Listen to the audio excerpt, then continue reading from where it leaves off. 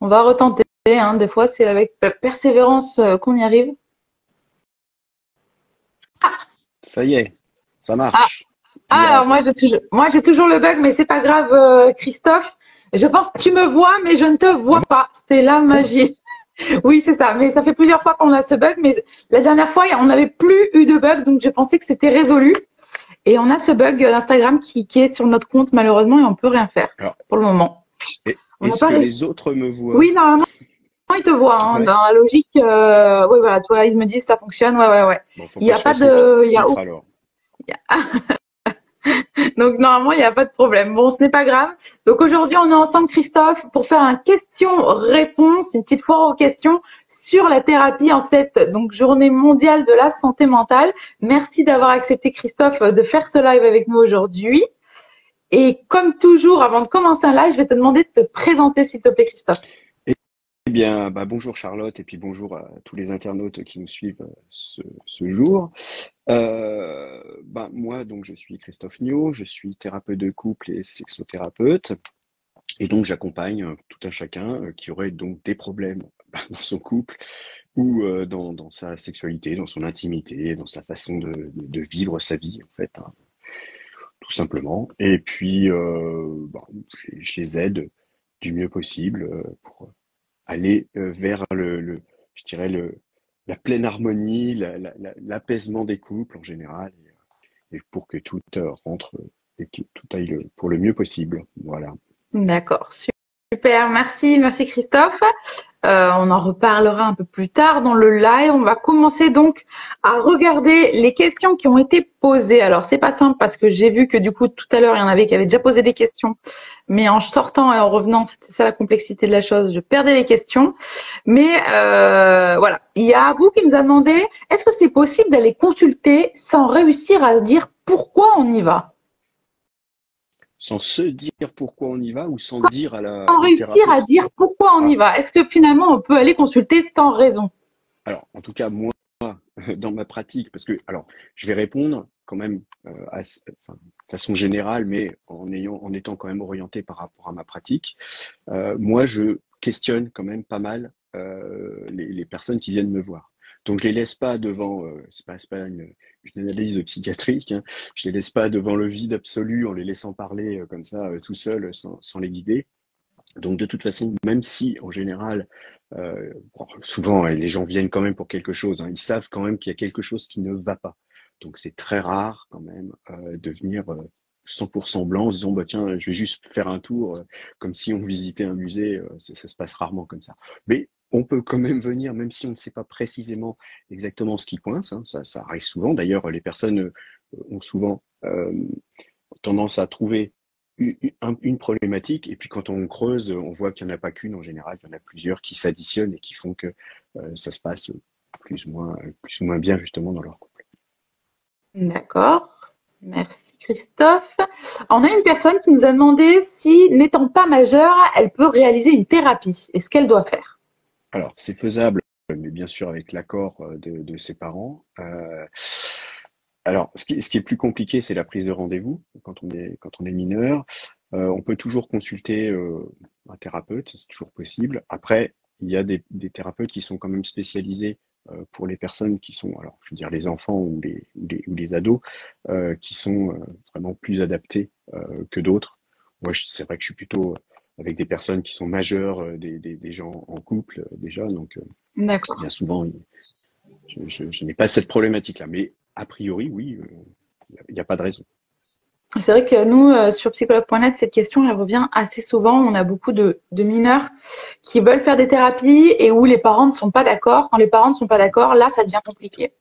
Tout à fait. Après, il y a aussi je dirais des centres comme le planning familial et compagnie qui peuvent aider ces personnes qui seraient un peu dans la détresse et qui ne pourraient pas être accompagnées par leurs parents.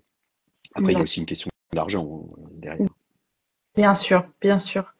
On a Kabir qui nous demande bonjour, j'aurais aimé savoir ce qu'est réellement la thérapie cognitivo-comportementale.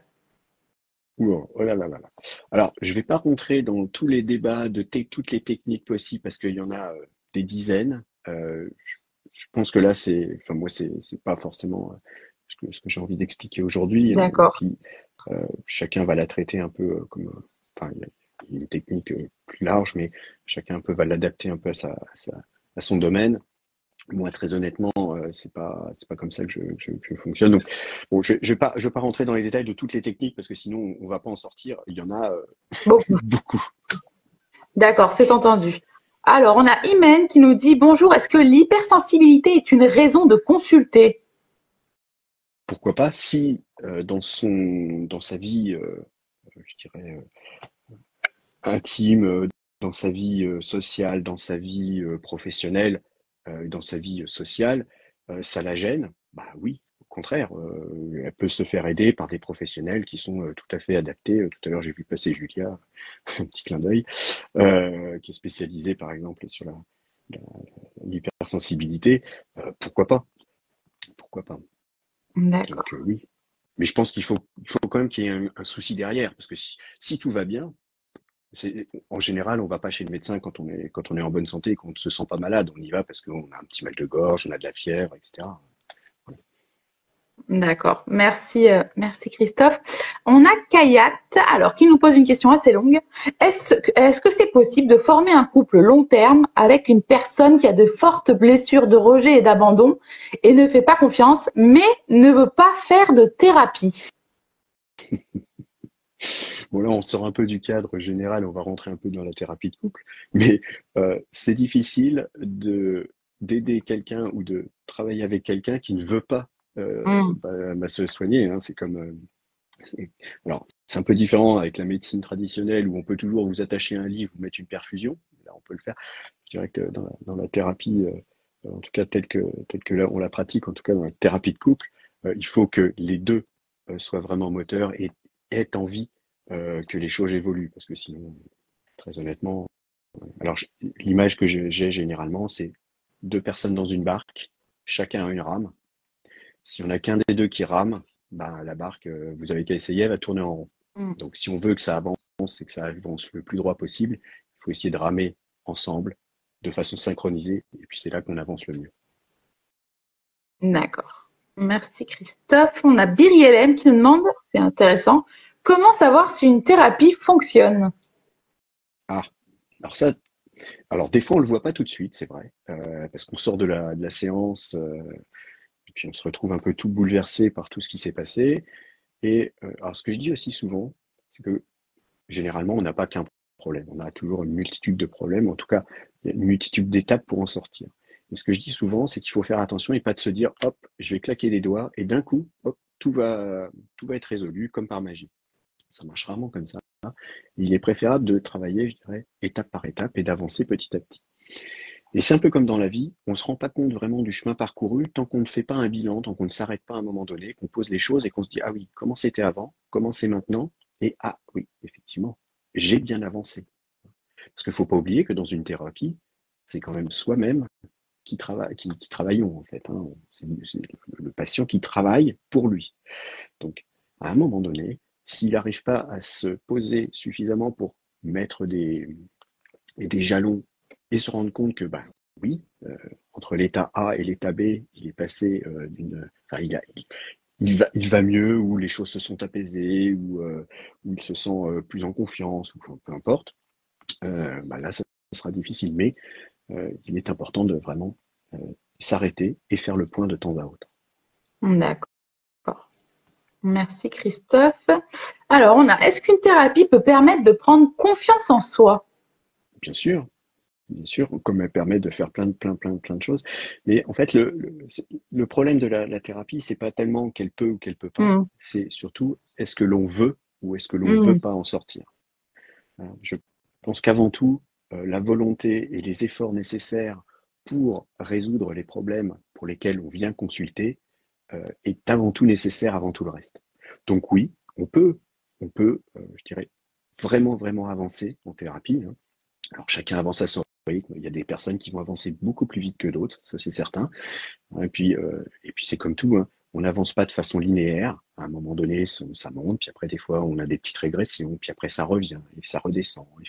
Et en fait, c'est plus souvent sur le long terme que l'on a de réels progrès.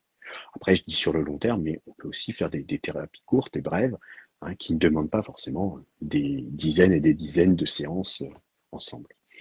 Alors justement, c'est intéressant, Christophe, on va rebondir là-dessus. Combien en moyenne il faudrait de séances de thérapie?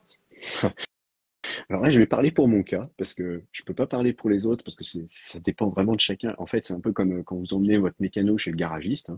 Je vais pas dire si vous avez un bon mécano ou pas, mais si vous avez le mécano de la marque, eh ben, il va être plus fort pour trouver la panne et la réparer. Et puis si vous avez un mécano qui connaît pas trop la marque de votre voiture et qui n'a jamais travaillé dessus, eh ben, il va mettre peut-être un petit peu plus de temps à trouver le problème et à le réparer. Bon, là je vais parler plutôt de mon côté. Moi, la méthode que j'utilise et la façon dont je la pratique, en fait, souvent il faut très peu de séances. Pourquoi? Parce que mes séances durent assez longtemps et j'ai pas besoin de les répéter souvent. Donc pour moi, je fais souvent des thérapies qui sont relativement courtes, en nombre de séances en tout cas, pas en durée, mais en nombre de séances, et ce qui permet comme ça d'assez vite d'avoir les premiers résultats. Donc souvent c'est encourageant et ce qui permet d'avoir en fait finalement peu de séances, parce que quand on est motivé, quand on voit les premiers résultats, on est plus motivé à avancer encore plus et on s'investit de plus en plus et en fait c'est un peu le cercle vertueux qui se met en place et plus ça va, mieux ça va. D'accord. On a une question, une superbe question aussi. Est-ce que choisir le bon thérapeute, c'est pas aussi tout aussi important finalement la relation thérapeutique psy-patient? Exactement. Alors ça, c'est même, je dirais, essentiel. Il faut presque avoir une confiance, je ne veux pas dire absolue, mais il faut avoir confiance. Et puis il faut qu'il y ait faut que le message passe en fait avec son thérapeute. Sinon, c'est comme en amitié. Quand on peut pas sentir quelqu'un, c'est difficile de devenir ami avec. Avec le thérapeute, c'est un peu bon, c'est pas différent. C'est différent, je veux dire, c'est pas un ami non plus, mais c'est quelqu'un avec qui on va quand même se raconter beaucoup, de façon plus ou moins intime. Alors moi, dans mon secteur, c'est encore plus intime que peut-être dans d'autres, bien qu'il y a des personnes qui préfèrent, qui estiment que leur moi intérieur est peut-être la plus intime des choses.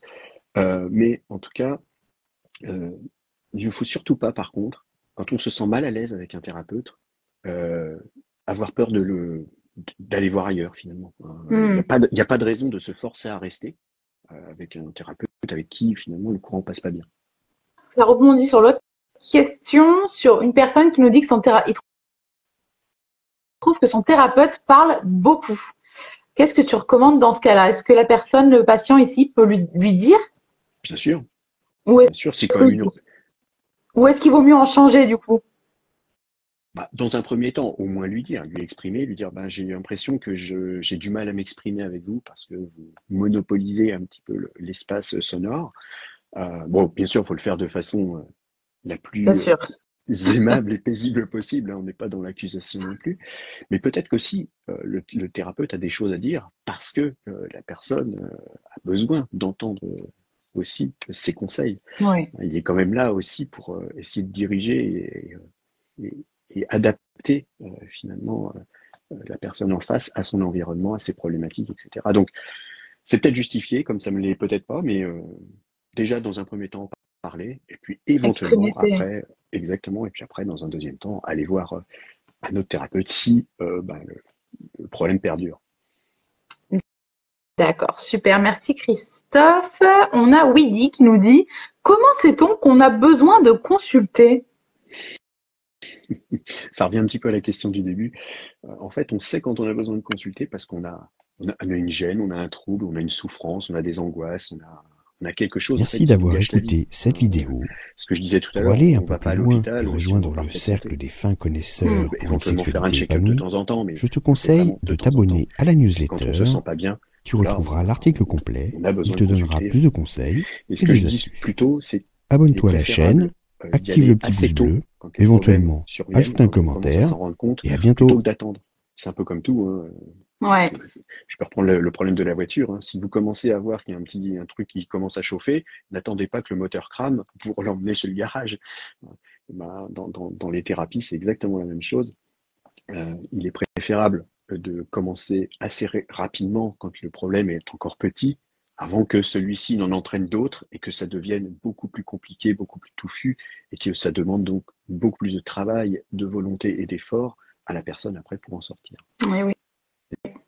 Mais C'est oui. notamment vrai, chez moi, dans les thérapies de couple, où plus le couple s'entre-déchire et plus, malheureusement, souvent des mots, des paroles vont rester ancrés et gravés dans la mémoire de celui qui les reçoit comme une agression.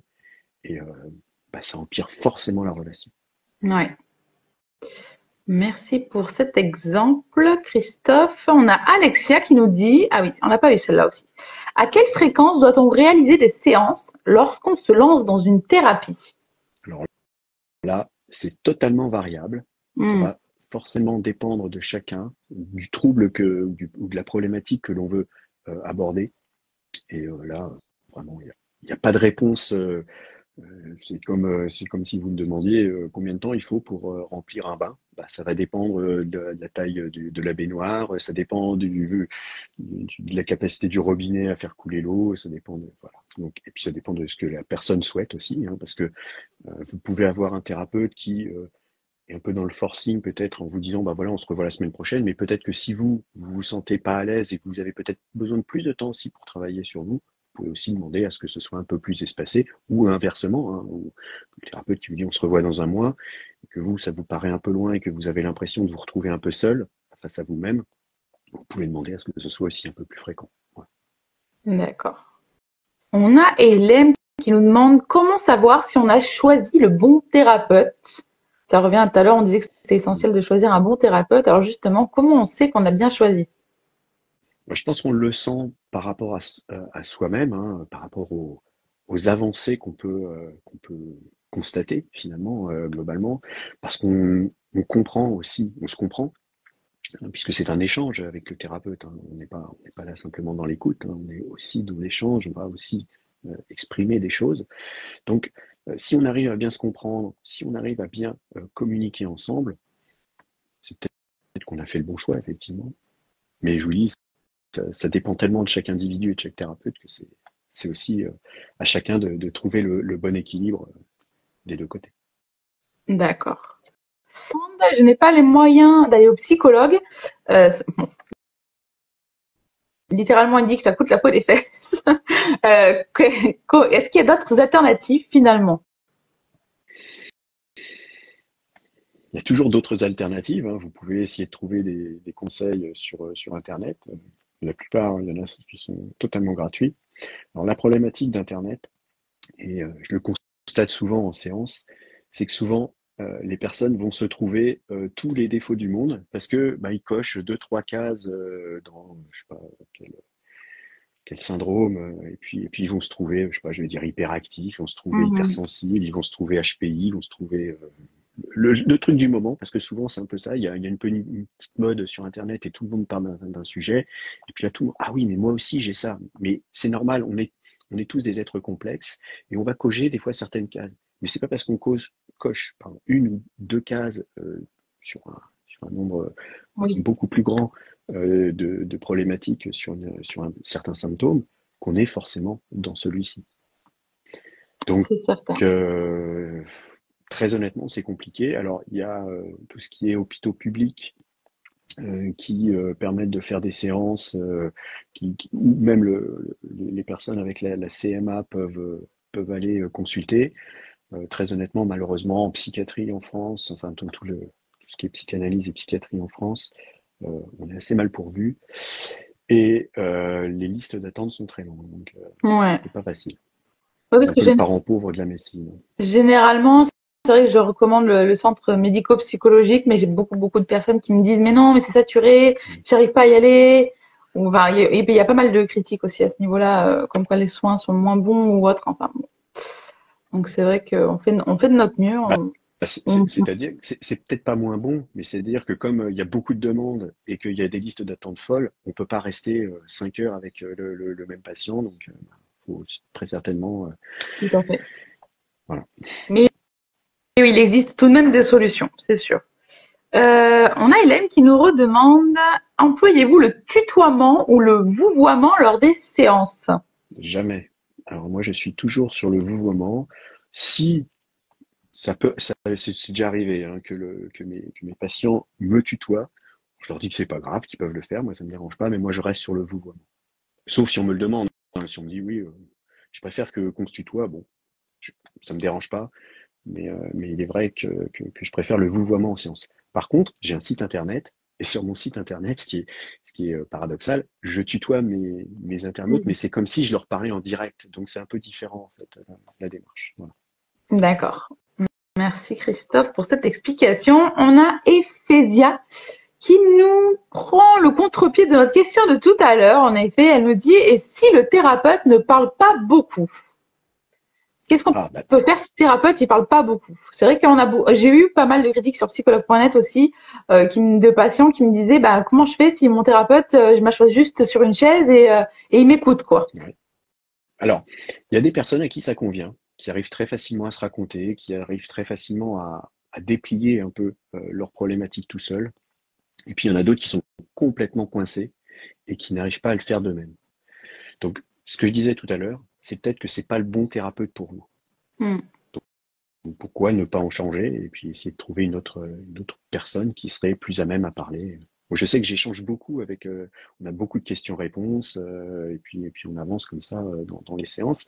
Donc déjà, ça laisse pas les gens devant leurs problématiques tout seuls et puis ne pas savoir que faire. Hein. J'ai une amie qui un jour est allée en faire une séance et la personne lui a pas adressé un mot. Elle était assise sur une chaise ou un fauteuil et on l'a laissé s'exprimer. Et puis elle, comme elle n'arrivait pas à s'exprimer, cette personne-là, en fait, la séance, ça a été du silence absolu pendant 45 minutes. Ah oui, là, ça doit être très, très, très long. Ah ouais. Ah ouais. Bon, bien sûr, elle n'y est pas retournée, mais bon, voilà. Ouais, et c'est ces mauvaises expériences-là, finalement, qui après font que on se fait une mauvaise idée de la thérapie ou d'un psy, finalement. Complètement. On a Emeline qui nous demande quelles sont vos méthodes. Est-ce que vous faites de la thérapie brève? Alors, c'est ce que je disais tout à l'heure. Principalement, mes thérapies sont relativement brèves. Déjà, en une séance, on fait déjà beaucoup de choses. Et puis, s'il y a besoin, bien sûr, on peut prendre d'autres séances.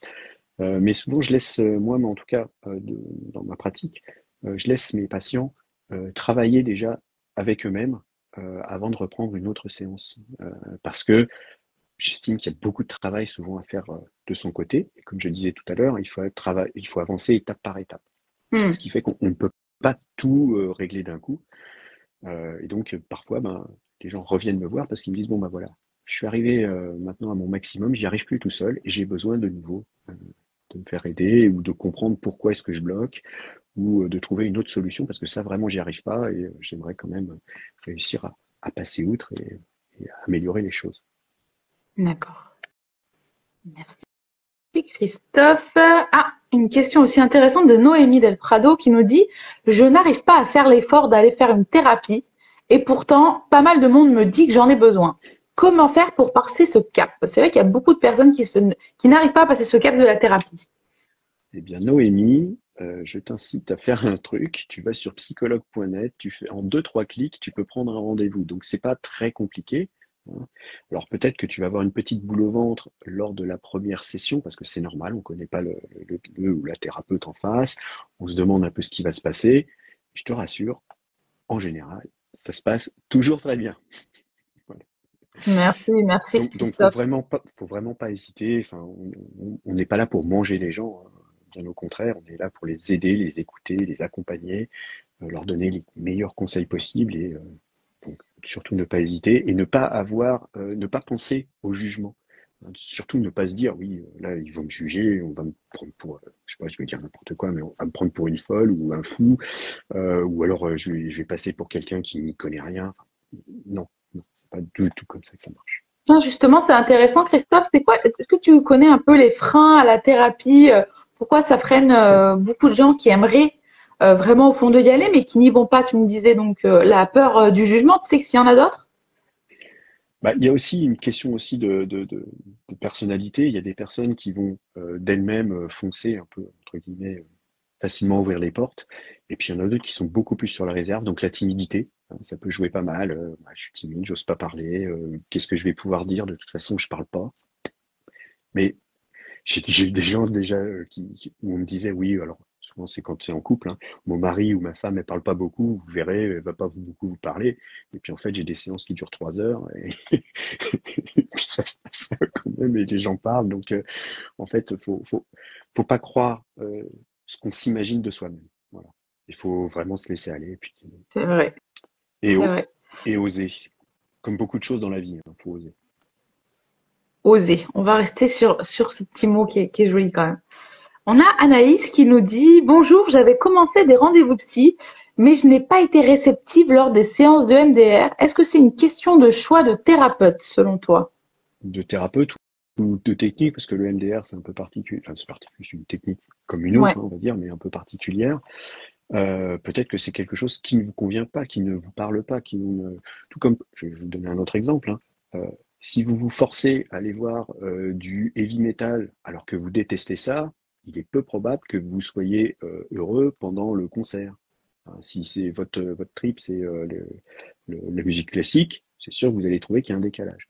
Donc là, c'est peut-être un peu la même chose, hein, c'est-à-dire que vous avez peut-être parce que c'est un peu dans l'air du temps, hein, le MDR en ce moment, c'est quelque chose qui, bon, ça marche pas mal hein, pour certaines personnes, mais peut-être pas pour tout le monde. Donc dans ces cas-là, c'est un peu ce que je disais tout à l'heure, soit le thérapeute, mais il faut lui dire, bon, je suis pas super satisfaite par cette méthode, est-ce que vous en avez d'autres? S'il n'en a pas d'autres, ben lui dire, ah bon, bah, c'est pas grave, je vais aller voir un confrère faut un autre oser quoi. thérapeute. Exactement, de la même façon. Ouais.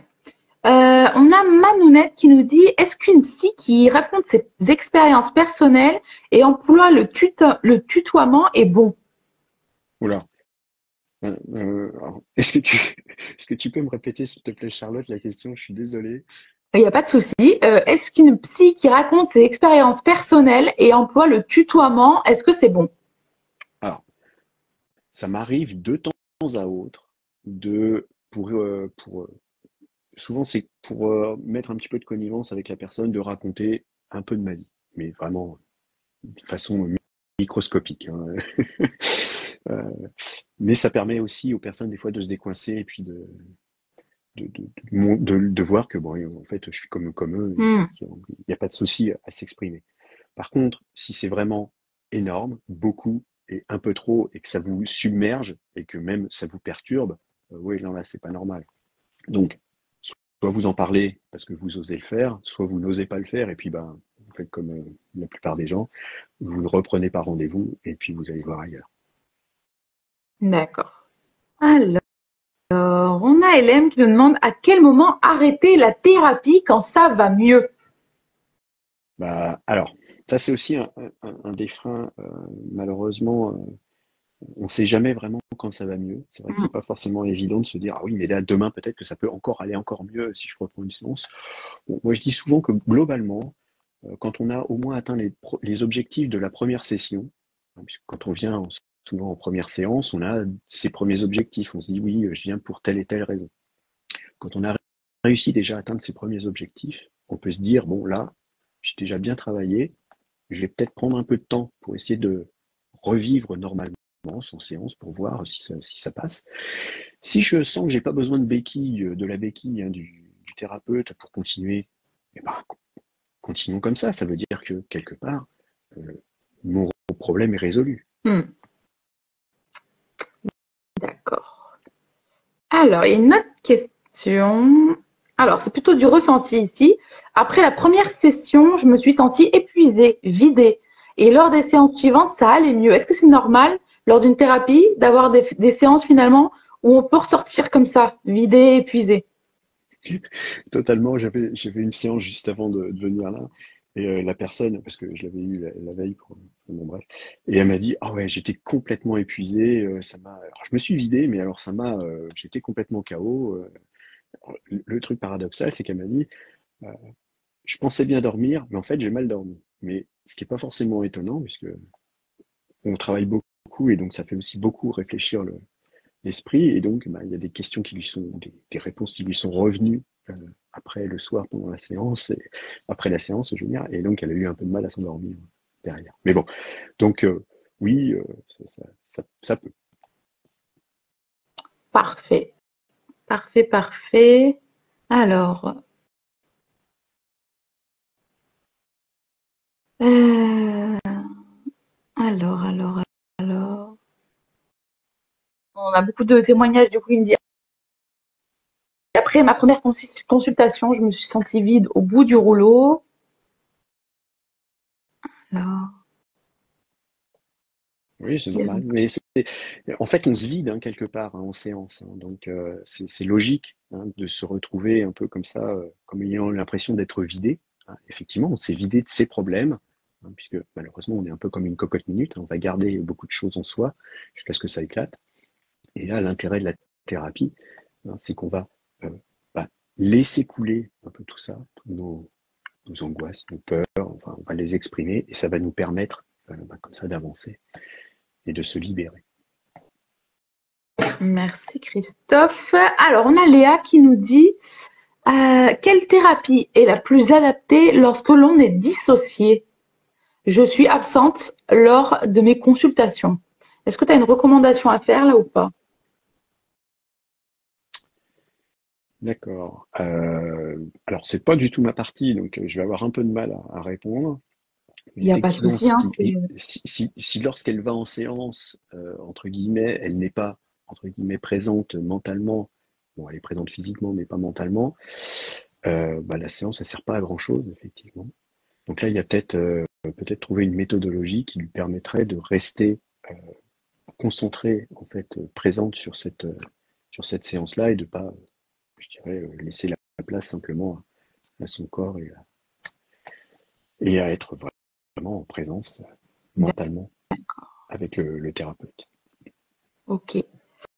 Merci Christophe. On va terminer avec une dernière question qui est intéressante. Est-ce que exprimer à voix haute ce qui nous tracasse peut être utile? Oui, pourquoi pas. Déjà, ça permet à soi-même de prendre conscience des fois de ce qui nous tracasse, parce que il arrive dans la vie des fois on s'énerve, on ne sait pas trop pourquoi. Et se questionner sur pourquoi est-ce que je me suis énervé, quels sentiments ça a fait ressortir, quelles émotions j'en retire, etc., etc. C'est toujours important, donc pourquoi pas. D'ailleurs, c'est un peu vrai aussi dans l'autre sens. Je vais faire une petite psychanalyse rapide. En fait, l'humain a tendance à plutôt retenir le négatif que le positif. Et bien sûr, il est toujours intéressant dans la vie de marquer ces moments positifs par des petites exclamations, des petits yes, ouais, t'es le plus fort, ou enfin, même un pas de danse, faire sauter saut en l'air, enfin n'importe quoi, ce qui va permettre à votre esprit, à votre mental, de bien marquer que ça, c'était un événement positif pour vous et ça va vous permettre de l'ancrer plus facilement. Voilà. Donc oui, ça peut être quelque chose de ultra positif, d'exprimer, de s'exprimer. En plus en le faisant oralement, c'est beaucoup plus fort que simplement le penser, puisque ça va monopoliser beaucoup plus notre cerveau et beaucoup plus de neurones, ce qui est extrêmement positif. D'accord. Merci Christophe pour cette explication. Merci pour ce live. Donc, de fois aux questions-réponses sur la thérapie. J'espère que ça vous a été utile. Christophe, je ne sais pas si tu avais un message à faire passer en cette journée mondiale de la santé mentale. Eh ben, n'hésitez pas à aller consulter. C'est vraiment pour votre bien. Ne pensez pas que, effectivement, c'est pas forcément toujours simple. Le premier pas est toujours parfois compliqué à franchir, mais une fois que c'est fait, je vous garantis que la plupart des personnes, en tout cas que je consulte, sont plutôt satisfaits des échanges qu'on peut avoir et des problèmes qu'on arrive à résoudre ainsi. Donc faites-le, n'hésitez pas, osez. Je crois que c'était un peu le mot de la séance, osons. Ouais. Et puis ça permet vraiment de s'apaiser et de vivre de façon beaucoup plus harmonieuse. Alors moi, dans mon cas, la vie de couple et la vie personnelle, mais voilà. Merci beaucoup Christophe. Comme dit Julie, voix calme et apaisante, c'est vrai. Merci Christophe. Merci Christophe pour ta présence aujourd'hui. Je te souhaite une agréable journée et merci encore. Et au revoir Charlotte et puis au revoir à tous les internautes. Au revoir. Et merci pour vos questions. Je te laisse quitter avec la petite croix qui est au-dessus de toi comme toujours. Merci Christophe. Je quitte. Alors, merci à tous d'avoir été présents lors de ce live, d'avoir posé vos questions, d'avoir interagi. C'est toujours essentiel et riche pour nous. La semaine prochaine, on se retrouve pour un prochain live. En attendant, on continue de célébrer cette semaine carrément de la santé mentale. Je vous rappelle qu'aujourd'hui, c'est la journée mondiale de la santé mentale et on a vraiment à cœur de rendre accessible pour notre part depuis psychologue.net la thérapie. Vous le savez, ça fait des mois qu'on propose des thérapies à 49 € et on continue de vous la proposer. C'est pas seulement une seule séance qui est à 49 €, ce sont toutes les séances que l'on prend à partir de la première. Donc voilà, à partir du moment où vous prenez via le lien que l'on vous envoie, toutes vos séances seront donc à 49 €. Je vous remercie tous d'avoir été présents aujourd'hui et je vous souhaite à tous une belle journée. Merci encore de nous suivre.